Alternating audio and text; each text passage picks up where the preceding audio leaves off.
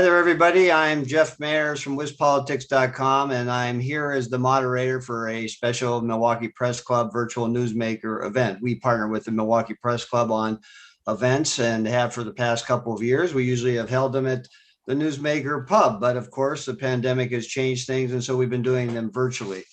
We have a very special program today, and I'll get to the participants here in a minute, but got some business we need to take care of for the press club and tell you about some future events. First of all, we want to thank the presenting sponsor for the Milwaukee Press Club events, and that's Spectrum News One. WizPolitics.com's Milwaukee event series, which we do with the Milwaukee Press Club, also has these sponsors: 1125 at Pabst, the Firm Consulting, Medical College of Wisconsin, the Milwaukee Police Association, Spectrum, UW-Milwaukee, and Wanggaard, the Wisconsin Academy of Global Education and Training. So thank you very much, sponsors. Now, if you enjoy these and other programs like it with the Press Club, and you're interested in supporting the Press Club, please consider donating to the club's endowment fund. Go to the Press Club's website, MilwaukeePressClub.org, and click on MPC Endowment.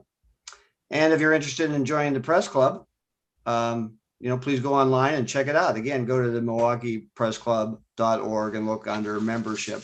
Some upcoming events you can mark on your calendar. The Press Club has its annual Gridiron Awards on the evening of May 19th. And because I did some bad scheduling, I scheduled an event for WizPolitics that day, but that's at lunchtime, so you can do both. Ours is on infrastructure, the state and federal push on infrastructure, and there's a host of people led by U.S. Senator Tammy Baldwin, and that's at noon on May 19th. But the Gridiron Awards with the Press Club later that day in the evening. On May 20th, WizBusiness.com is going to do a summer tourism outlook coming out of the pandemic. What's summer tourism look like? And you can find details on that at WizPolitics.com. And then we just confirmed Department of Administration Secretary Joel Brennan will be with the Press Club on June 8th, Tuesday, June 8th from noon to 1 to talk about Foxconn, the state budget, and all other kinds of stuff. So thank you to Secretary Brennan's office. But today, we're going to talk about the push for changes in how police and law enforcement do their business in Wisconsin. And this is obviously out of the outgrowth of some of the high-profile cases, including George Floyd's death in Minneapolis. And so we have today two state senators who are very much part of this. In fact, there's some bills that have been approved by a Senate committee, and they're going to the Senate floor tomorrow for a vote, 4 bills involving police reform.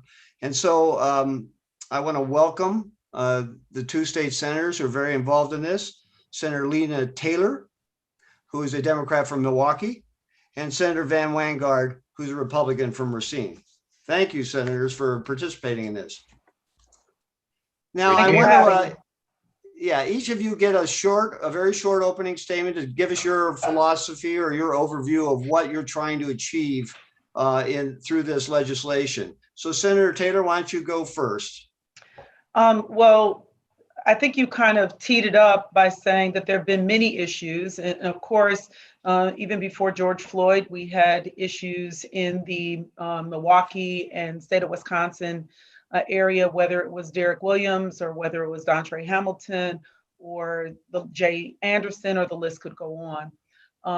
What my desire was, and the work that Senator Wanggaard and I have been doing actually for years on some of these pieces of legislation, was to try to at least address as many issues as we could on a bipartisan level, to try to address the kinds of things that would bring us real change later. And so what you see is our effort to try to bring all of the different opinions together to do something in Wisconsin.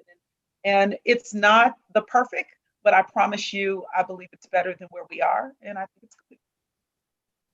Yes, so Senator Van Wanggaard, what's your philosophy on what you want to do with this package of bills? Well, I would first like to say that it is a pleasure working with Senator Taylor on all of the bills that we're bringing forward tomorrow onto the floor, and many others that are going to be coming up over the next few weeks that will also be coming up for votes. We're doing a little bit of fine tuning on a couple of those bills on issues that we've identified through the task force. So we're working with the task force that was created over the assembly to help make that happen and to bring ideas forward so that we don't overlook something or have unintended consequences. I think that's I think what is the important thing to look at here. And just for clarification, I want you to know these bills didn't just start with all this news media frenzy that's been going on the last few months and the craziness, around the country. I'd first like to point out that we're in Wisconsin and we're one of the top states in the United States for policing reforms and for good training aspects and hiring policies, et cetera.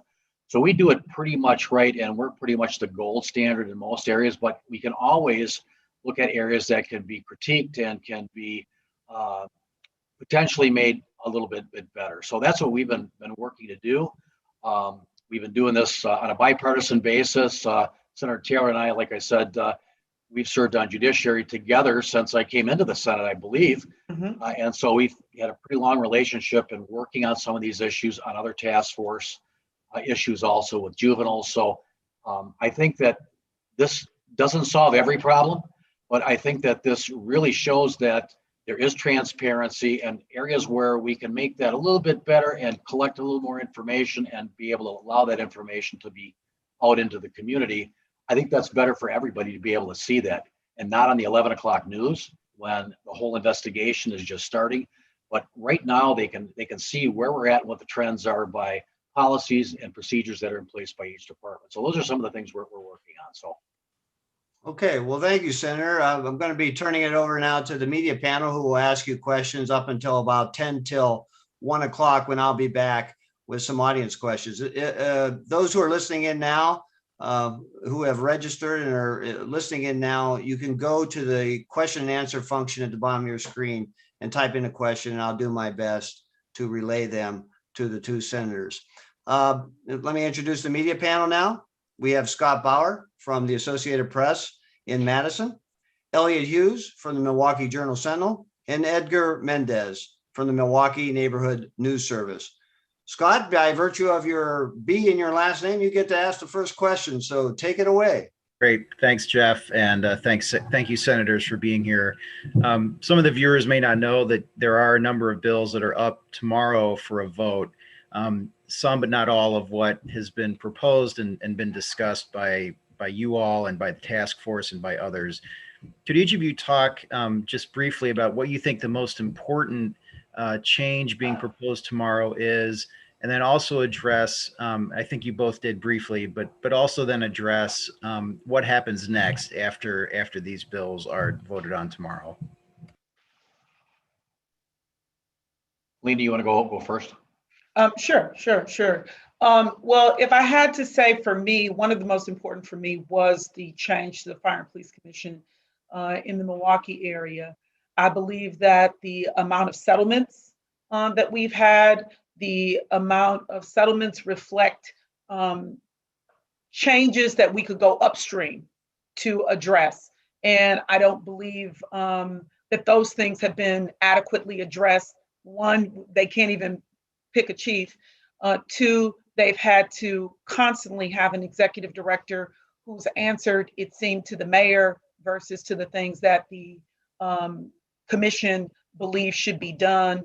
And I believe that it did not have the community and the Common Council engaged enough.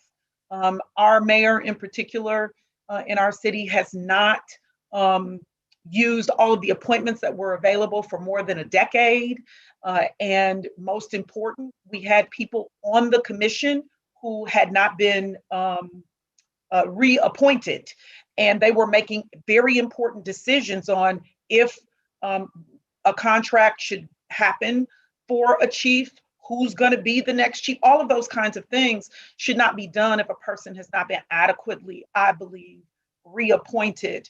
And so that's, if I was to pick one bill, that of course is important to me locally. Statewide, I actually believe doing something to say that we're going to make your behavior follow you so that we can clean our system, so to say, of bad cops, I think is important. I think it's important for people's behavior to follow them. And there's the legislation there. Oh my goodness. So I've picked two already that I think are important. And here I want to go and tell you that I think the whistleblower legislation is also important. So I think there are a few that will do some good stuff, but Fire and Police Commission changes for me was probably the most important.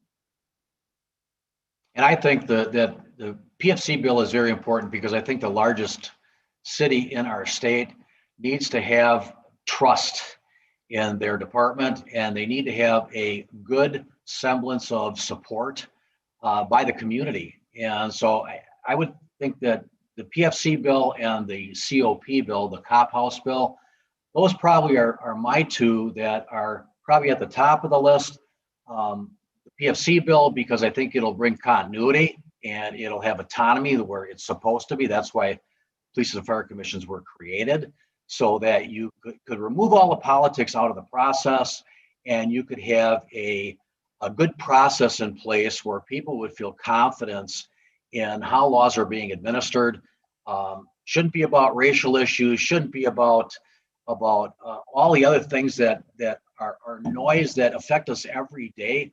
Officers have to go out there and they have to apply the law fairly to everybody. And our community needs to be involved in that process. And that's why with a good police and fire commission in place to show that when we do have a bad actor that's addressed, that's really important. And that would end up stopping a lot of these settlements because you won't have as many issues if you've got people engaged.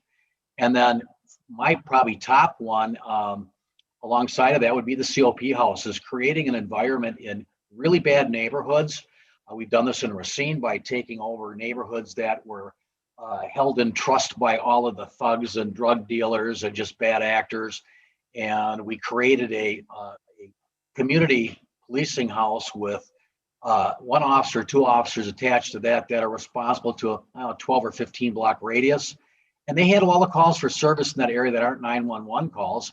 And they respond to those 911 calls also, but it's to help people problem solve and to get the community involved in the process of taking back their neighborhoods.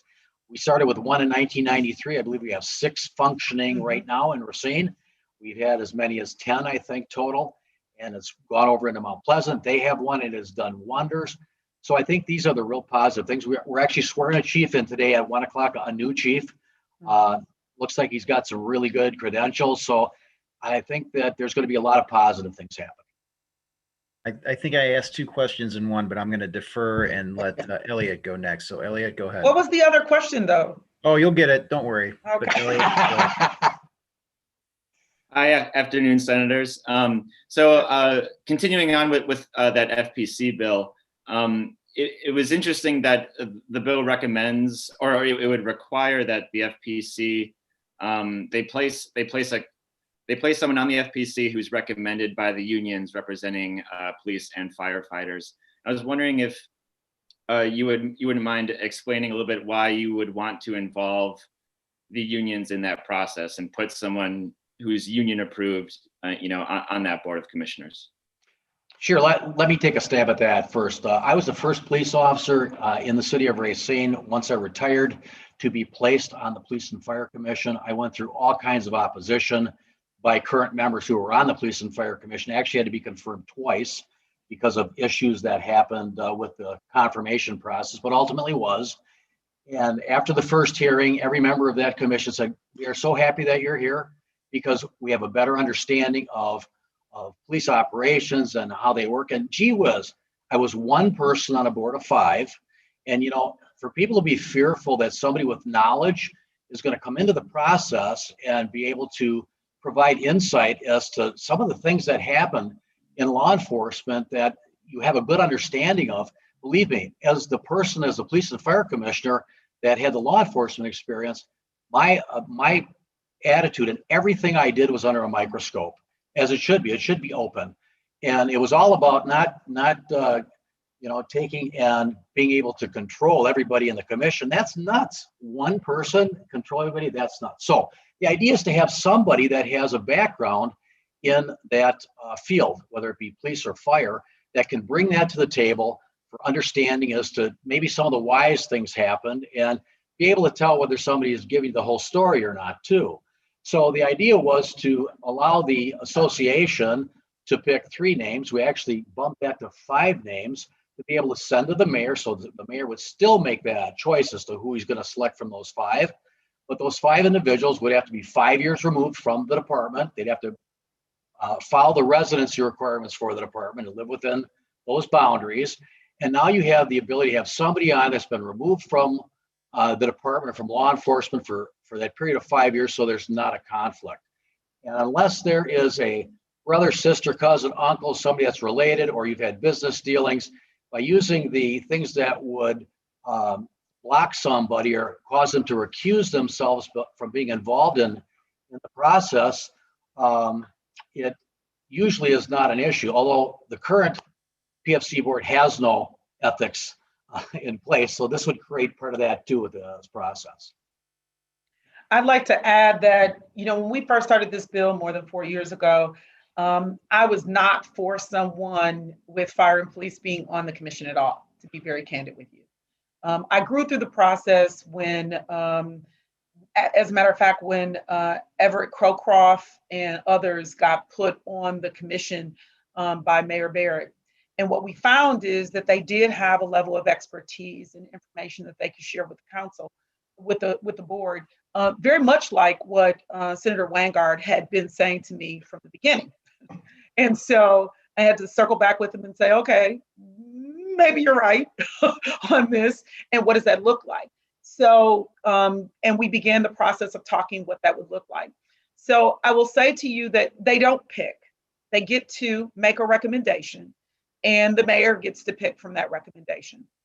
I can't tell you that I fully agree with them being able to have the 5 choices, because I wanted the Hispanic and the African American League of Martin kind of groups to be able to be a part of that, and we weren't able to come to an agreement on that. But I do believe that the expertise on the board is a positive. It is shown to be a positive, and they are 2 of 9. And so I don't, I do understand that there are others who say, well, this is the exact thing we were trying to get away from. I disagree, that it's not that. We even had discussions of them being advisory and not having the ability to vote. We weren't able to come to agreements on those things, but I think that what we have is going to help to have a board that is more informed about what people are experiencing on the front lines of law enforcement and fire.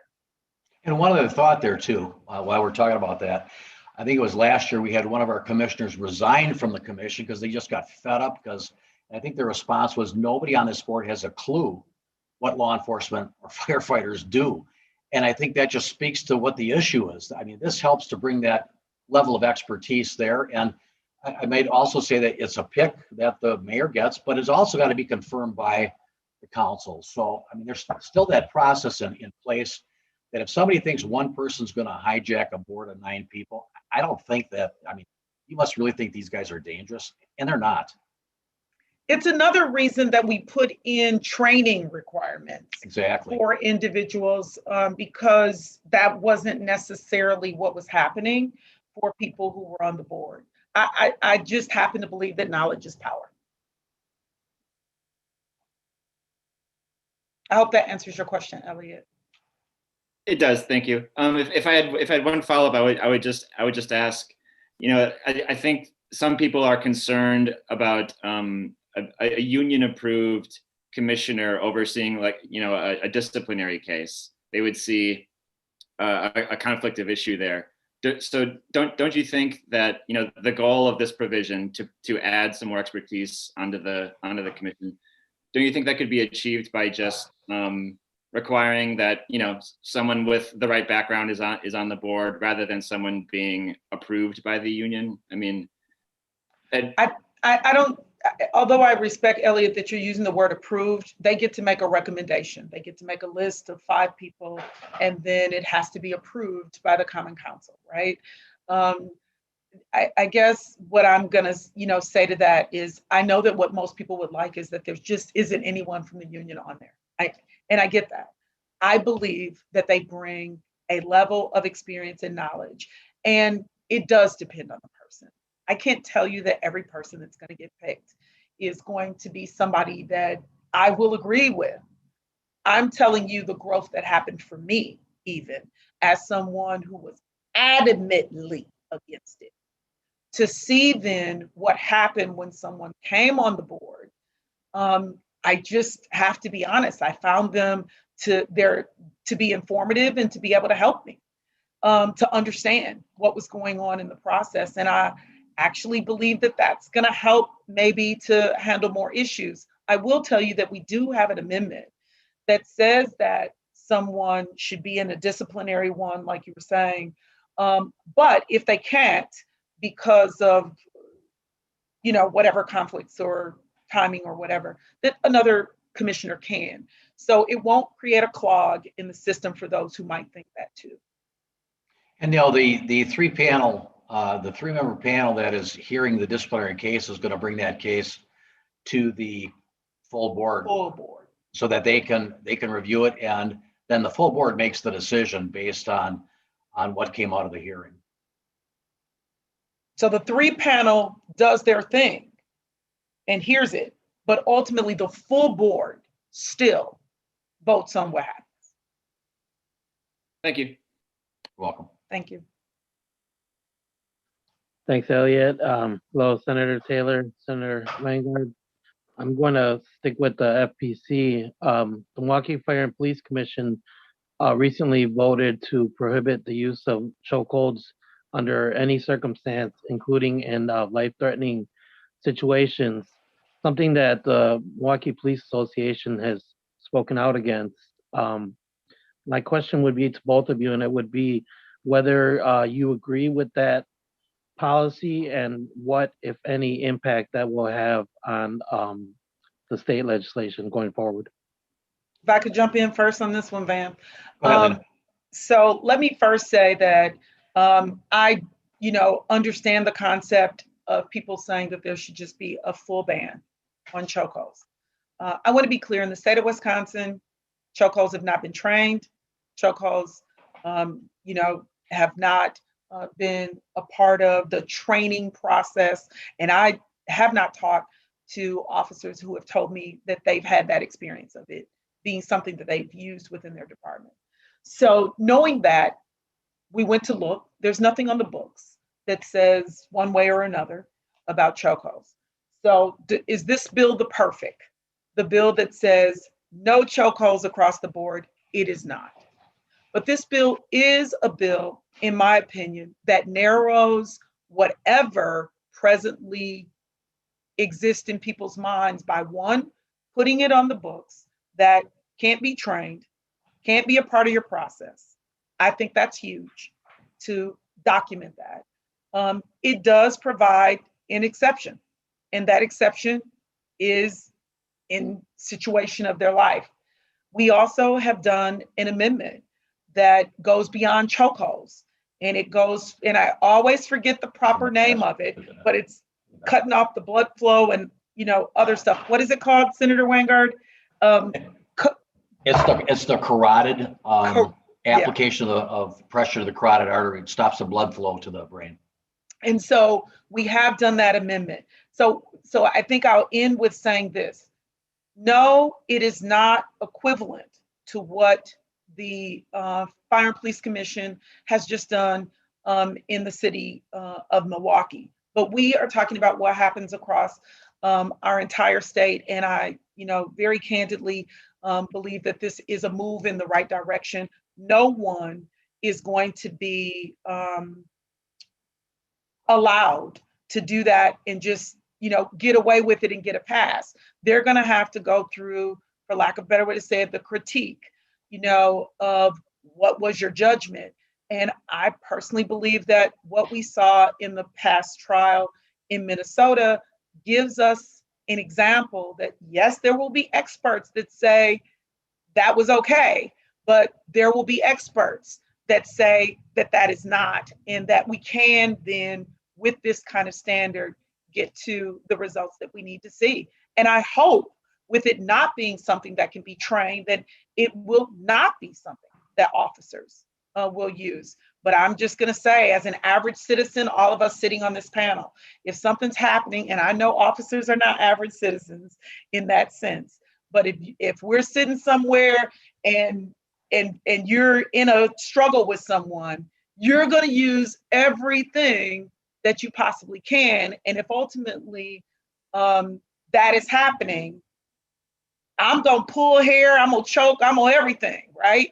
I hope that with all of the other things that we put in place, that standard, they will have to go through that eye of the needle, and a camel, can't get through an eye of the needle, so to say. So I'm hoping that this will give us better clarity in Wisconsin, but it also will give a standard that officers will not be able to meet if they have not done things right.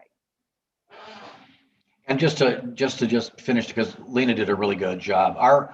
Our officers here in Wisconsin are trained in DAT. It's the defensive arrest tactics continuum of how we escalate uses of force, from talking to somebody all the way up to drawing our firearm to defend ourselves, to protect somebody's life.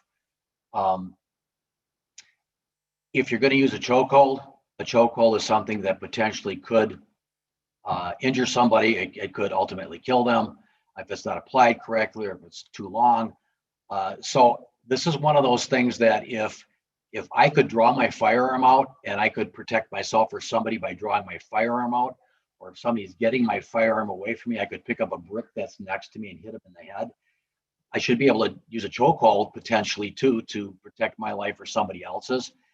And it does not relieve me as the officer for being able to articulate why I did that, and what was I going through, what was in my mind when this was happening, as the person's getting my firearm out of my holstered position, or some other situation that's happening where somebody's life is in the balance.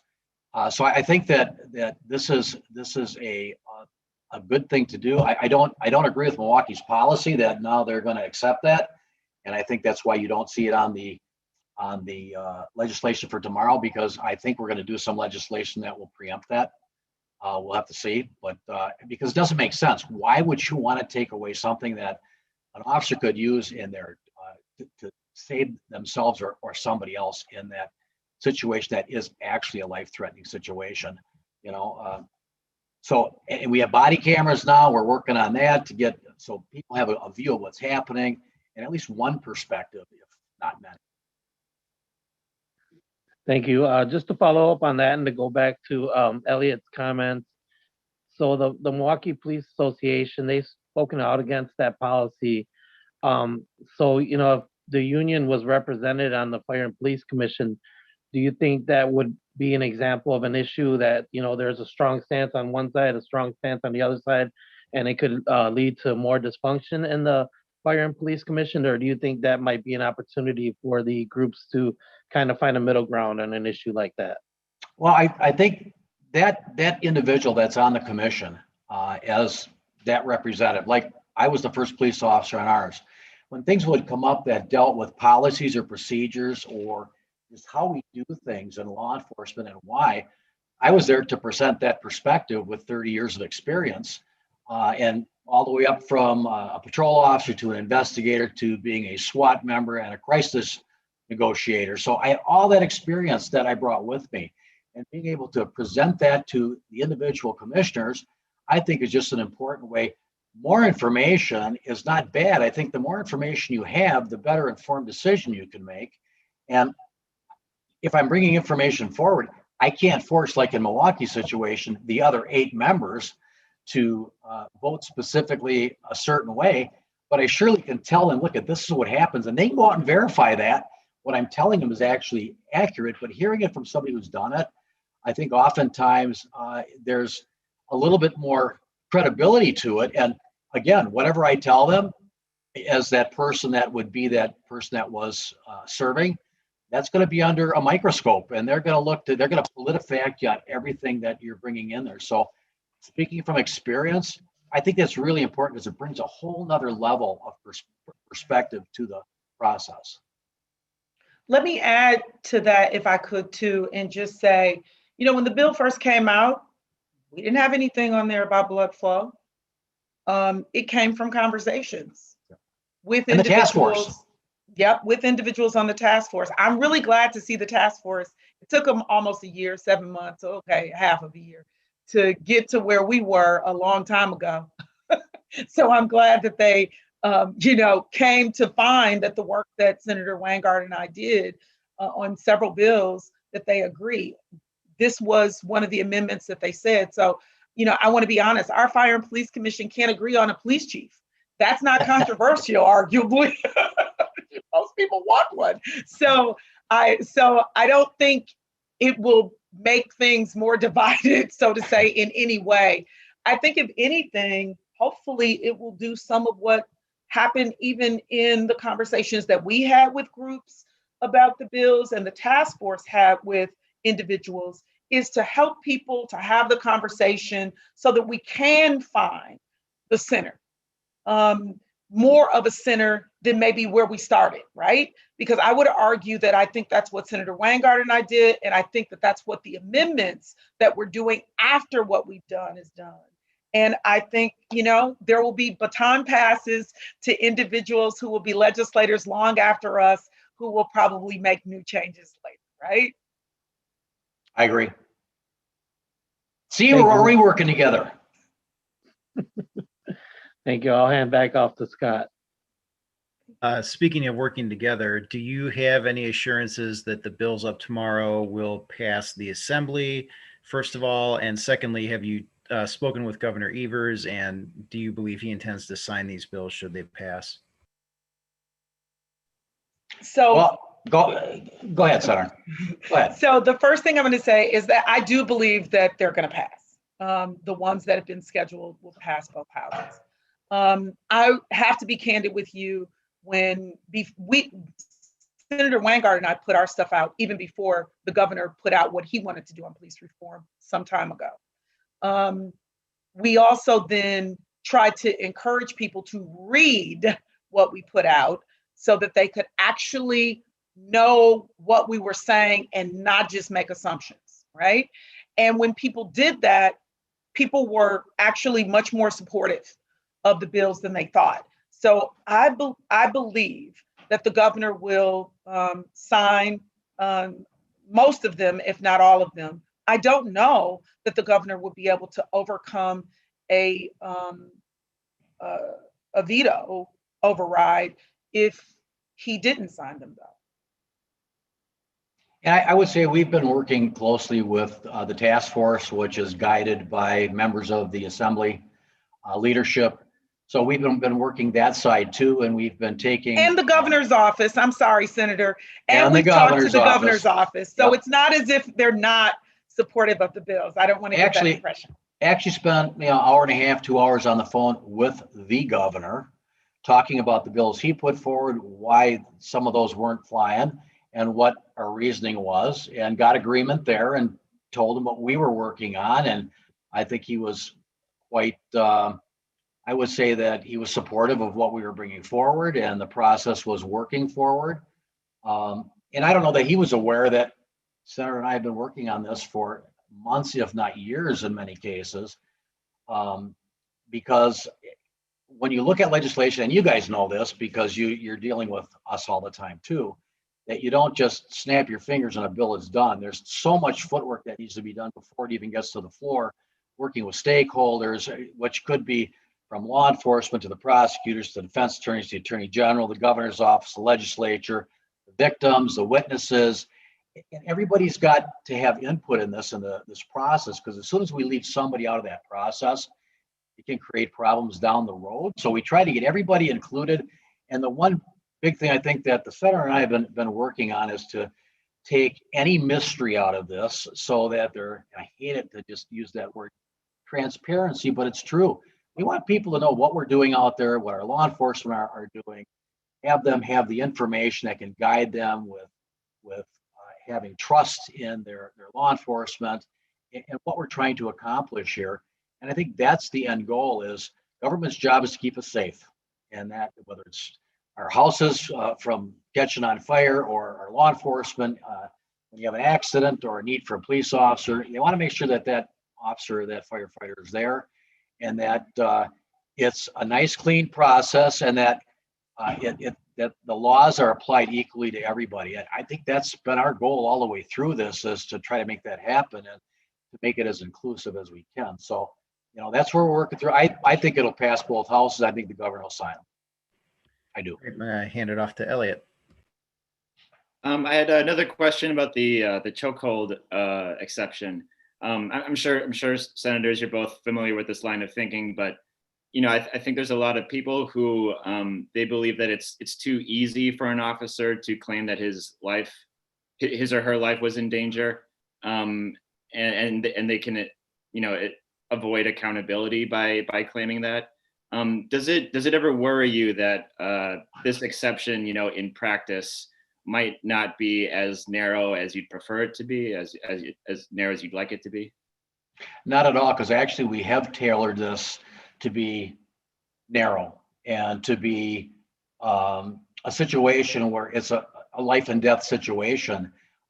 Today we have, you know, maybe 40 years ago, when we didn't have two-way radios even for the officers when they were walking the beats like me back in 1972, we had call boxes, if any of you remember what those were like. So as our technology has evolved and now everybody's got a cell phone, so everybody's got a camera. You've got a camera on every intersection. You've got Ring doorbells. You have all this potential for visual data that's available. And then you have officers that have or are going to start having cameras on them who don't have them on them. So I think from that perspective, it doesn't change anything from my point of view. If I have to present myself through the force continuum and I have an interaction with a citizen, I have to document that in a report. And it better be accurate, because if it's not accurate, I'm going to have some real challenges, because I could be criminally charged, I could be civilly liable. If I'm outside the scope of my employment, I'm on my own. You know, and I think that this is where the good training comes in and good qualifications of officers and doing good recruiting. I think all those things are part and parcel to having a good response. But when it comes down to an exception like this, like I said, if I can take my firearm out and I can exercise the power of life and death over somebody by using something I know is going to bring lethality to it, then if I'm going to use that chokehold, I have to be able to articulate why I did that and under what those circumstances were. And believe me, in 0.8 of a second and how these officers respond to things, that's where training comes in, and that training aspect of knowing how you increase your moves through the continuum, the force continuum. So, you know, I have to tell you that I'm always concerned that when there are exceptions, that individuals will fall through the cracks. And especially as a person of color and someone who has watched the reality of what my son experienced with Milwaukee Police Department and many people before him who experienced worse. When someone could be in the back of the squad, like Derek Williams, and an officer hear him say that he can't breathe and an officer not do anything to be able to help him, and to have a medical examiner who comes up with something that we've never heard of, which is sickle cell syndrome is the reason that he died in the back of the squad, versus literally that he just was not serviced. So, you know, is it possible that something can happen? Of course, it's possible that anything can happen with an exception. And as somebody who's worked on these issues, I'm always concerned about whatever we do, if it's good enough, right? But I'm going to say this. I think with a board that looks at use of force, I think with an exception and a standard that says, we don't use this, we don't train this, and now with the stopping the blood flow that I always forget what it's called. Carotid. So that with those things, I believe that it moves us from where we were. It may not move us, everyone, to where we want to go, but it moves us from where we are. And one of the things that I said to Senator Wanggaard in regards to doing these pieces of legislation across the board is I wasn't going to let the perfect get in the way of the good. And I wanted us to be able to say that we're not in the same place. So no, I can't tell you that we're creating something so that 100% of the time, right, things are going to go great. I can't tell you that. But I can tell you that we're not where we were. And on my watch and Senator Wanggaard's watch, you know, we decided that that's what we were going to do, is find our center. And I believe that this is a reflection of a lot of input, and people will lie. I'm sorry, people will lie. And I can't change that people will lie. If I could, boy, I would bottle it. So yes, I can tell you that I have concerns, but I have concerns about, you know, every bill and thing that we do, you know, is it good enough? Is it good enough? Is it far enough? And so I know that this is not the end all be all, no chokeholds, but it's narrowed it. And I believe it's set a standard saying where Wisconsin stands. Thank you. Back to you, Edgar. Thank you. So this reform calls for improved data collection, including meeting national standards for collecting and reporting data on use of force incidents. What steps will be taken if that data shows that use of force should not have been used in specific incidents, or that departments in our state are using force discriminately? What can be done? Well, I want to jump in here first, if I could, Senator. Go ahead. The first thing I want to say is that we may have some problems with the data collection bill. We might, is the first thing I want to say, because unfunded mandates are not things that individuals like, and we didn't put money with whatever it is that we're saying. But I don't believe it will be a problem in the end, because I think we've been able to show law enforcement that you're really collecting a lot of this stuff already. This isn't new, necessarily new. It's being collected in different ways, maybe. So that's my hope. You know, because I know earlier, you know, Scott had asked, did he think the bills were going to go through? I think that they will. I think that, but I'm just being clear about, we had some rough places with this data collection component. But I will tell you that having the data gives us the ability, Edgar, to look and know. Not having it makes it very difficult. We can only go with assumptions. So what we're going to do with the data afterwards, you know, for lack of a better word to say, we're going to have to cross that bridge when we get there. But I think having the data is going to at least give us the ability to be able to look and say, this is something that we can swim upstream, for lack of a better way to say it, and try to address issues, including through the Police Standards Board.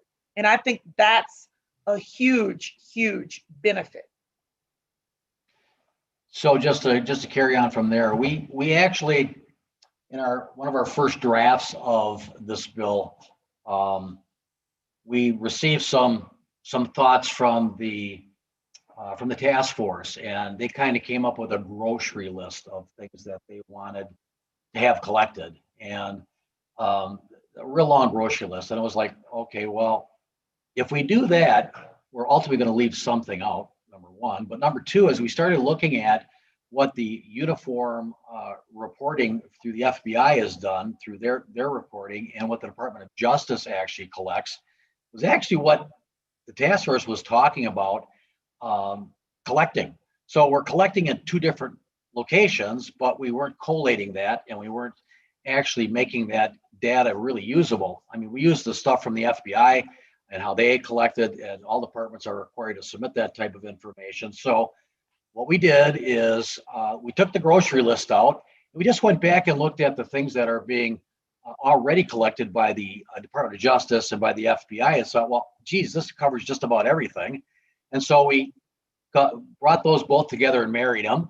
And so we're going to require them to provide that information. It'll be collated, and we'll have an annual report that will have much more usable data than how it's been spread out. And it's going to collect all kinds of things. And I have a whole list of things that it already collects: gender, race, ethnicity, age of each person shot at or injured or killed, date, time, location of the incident, reason for the law enforcement contact, type of resistance used against law enforcement, number of law enforcement involved in the incident, description of any acts, resistance participating in the incidents that precipitated it, including the perception of drug use, behavior, mental disorders, and anything else required by the report to the FBI. And the thing is that we already collect this stuff already. It's just that it really wasn't in a usable format. So what'll happen is we collect this, we get an annual report. Bureau of Training and Standards and Law Enforcement Standards Board will be looking at this and dissecting it, and they will be modifying training and other things as we can determine that there's a root cause that's been identified that through training maybe we can correct. And it's a way that our leaders can use to help develop policy in those municipalities too, as we move through that process. So I think this is a really good piece of legislation. It's actually pretty simple because it just tells us to put together the stuff we already have. So I think that's huge.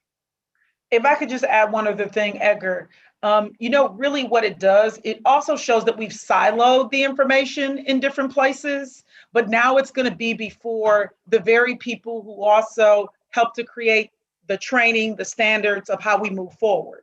And I think that that's, for me, the part that is the link that I'm glad that we have in this bill. My father has a saying that I've come to adore now. It's, you can't expect what you don't inspect. This gives us not just collecting the data, but the inspection of the data with those that also do the training and create the standards through the board. Thank you. Thank you for asking.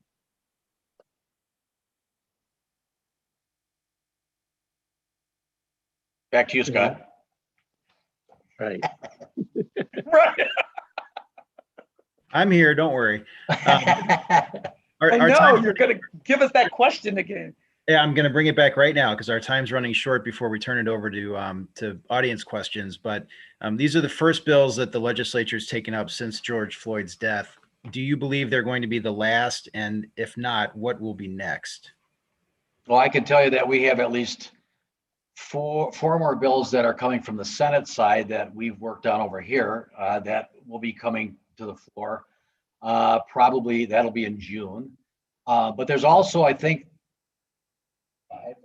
there's 8 bills that have been worked on by the task force that don't touch on any of the issues that we brought forward in what Senator Taylor, Senator Darling, and I have been working on. And those are task force bills. I don't know if you've seen those yet, Lena. I don't think they've been let out to everybody. I think you have them, right? Yeah. So we're looking at them to kind of put our input in to see if there's maybe some tweaks or that need to happen. And 1 or 2 of them we're working on with the Assembly. But I think there's going to be some other good things coming out, and I see those coming up in June. So we're going to try to get them out and on the floor and get them in the process so they can start relieving some of the issues that are out there. And I think Senator Wanggaard has said it best. Let me just say this. Long before George Floyd, we've been trying to work on different issues in the state of Wisconsin because we've had, before Eric Garner, we had Derek Williams, and before other folks, we had Dontre Hamilton. We've had our own experiences. I will say that the task force in the 7 months that they've worked, they've come to the place that the senator and myself have been at. We are excited to look at what they've said, but I have to tell you some of the things that they came up with were things that we had already discussed before and tried to do, and we weren't able to get there. So, I don't know all of what will go through both houses, but the bills that the task force did and that we've done are the only ones that I can speak to that have bipartisan support, that are in both houses, that for sure there's Exactly. a depth of support.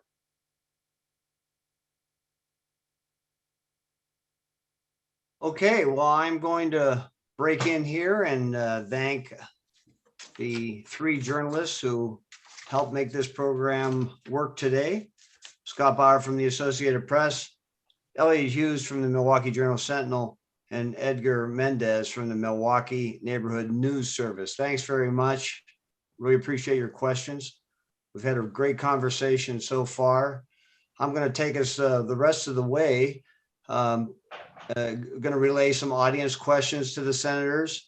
And I think I probably won't get to all of them, but we'll get to as many as we can here. So let's just start off with, here's a question from the Franklin Mayor, Mayor Steve Olson. And this is for both of you. And I think we can start off with Senator Wanggaard on this. But the mayor of Franklin asked, what are you both going to do to balance out the sentiment that is causing an extreme shortage of qualified police officers in what he calls a toxic environment? He says finding good police officers is extremely difficult. So you're a former police officer, Senator Wanggaard. What do you think is the answer to the mayor's question? Well, I guess I'll answer that from the police and fire commissioner side of things, which I was for Racine for 2 terms, 10 years. And we went from having 1,000 applicants down to a couple hundred applicants, and now they're down to less than 100 applicants. I think the problem is when you have so much dissension in the career, because it's a job that's a career. I mean, you have to want to serve the community, and I think it's very difficult for young people today to want to go into this, seeing how it can devastate the individual and their families, because it's not just the officer. It would be easy if I could handle those things myself. I could take those on, but when you have to have family that you have to be worried about their safety and their well-being, because they take it personally too, with things that happen. And none of us want to see an officer out there do something bad, but we shouldn't paint every officer as being bad. And I think that's why it's so important for us to continue with good recruitment and good training policies and keep those in place. And it's building that trust in the community. So the community comes up and they're not behind their officers, they're alongside of them, that they really support them. I think this package of bills that we're bringing forward is going to help that process. So I would say just with what we're doing, it's bringing trust back into the community with their departments. And many of these departments already have that. People trust them because they provide it. It's really local. But when you get a bigger department with, a couple of thousand people on it, it becomes a little more challenging. Senator Taylor, what about the mayor's question there? The mayor from Franklin asked how to encourage more qualified officers to apply, that there's a shortage of applicants. I think that's a great question. And it speaks to an issue that has been a problem for a long time. It is a lack of diversity also that has existed for officers. And so I think there are 2 things that we could do. We have to create a pipeline. And I don't remember the state right now. Forgive me, I want to say it's Colorado, but I might be wrong. I don't remember now. But they did a peace officer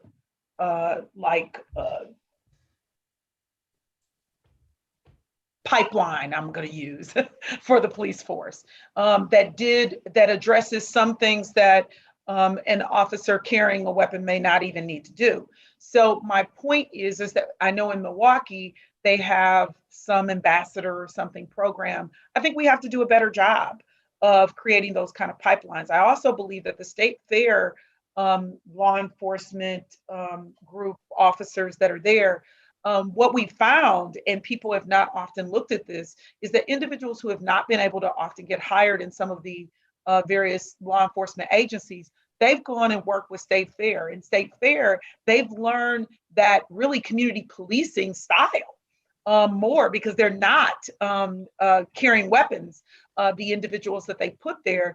And many of those individuals, after 3 or 4 years of working at State Fair, often have then gone to work in law enforcement agencies. So I believe that trying to align something, and I've talked to the governor about this before, and I think we have to look at it a little more closely with this communication of saying, or concern that there's a shortage. What we could do is maybe do some work with that State Fair group and create those pipelines that we're talking about. And it's actually fundable through some of the fast forward grants that exist, because they would be working collaboratively, and it's a high demand area since there's a shortage. So I just think we have to think out of the box, number one, and we have to also advertise in some places that we haven't, and we need to work with our young people in our high schools a lot more effectively, so that they, one, see the importance of the role that officers can play in our community, and how they can do that. I don't believe that those connections are strong enough. At least I'll speak in my city. I do not believe they are. And just one other quick thing, if I might add to that. I started when I was 15 and a half as a member of the Racine Police Department Law Enforcement Exploring Program, which was initiated back in '68, the first one in the state.